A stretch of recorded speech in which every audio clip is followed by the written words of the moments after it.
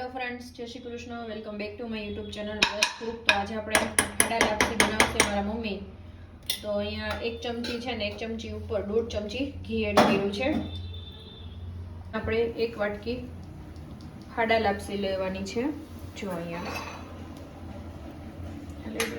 કરી દઈશું. ઘી મેલ્ટ થઈ જાય પછી અને કન્ટિન્યુ ચલાવતા રહેશો.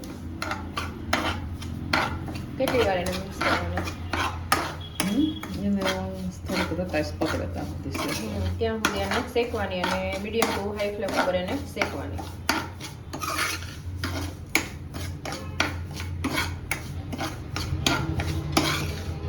તો આ રીતના છે ને બ્રાઉન ખાડા લાપસીને ખાવા દેવાની. હવે શું કરવાનું?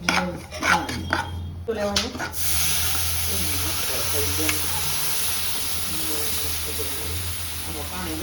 પાણી જાજુ જોઈએ એટલે લાપસી કરતા છે ને ટ્રબલ પાણી લેવાનું, એટલે 3 ગણું તમારે પાણી લેવાનું. કારણ કે એને કૂક થતા લાપસીને છે ને વાર લાગે, કારણ કે ફાડા હોય છે ને એટલા માટે.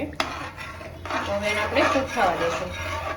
અને આ કુકરમાં પણ બની શકે ને આ રીતના જે કડાઈમાં પણ બની શકે. થોડીક હતી એટલે આમાં બનાવી. હા, થોડી હોય એટલે આમાં બની શકે, અને જાજી હોય તો કુકરમાં તમે બનાવી શકો છો.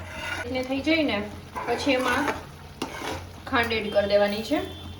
ખાંડ અહીંયા છે ને અડધો કપ લીધી છે. અડધો કપથી થોડી વધારે તમારે જે રીતના ગળ્યું જોઈએ એ રીતના છે ને તમે પ્લસ માઇનસ કરી શકો છો.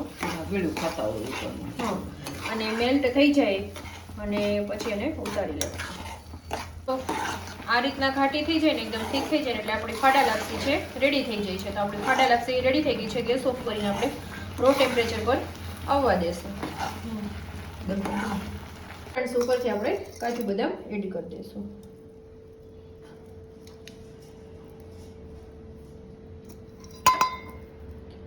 તો આપણી જે ફાડા લાપસી છે બનીને રેડી થઈ ગઈ છે.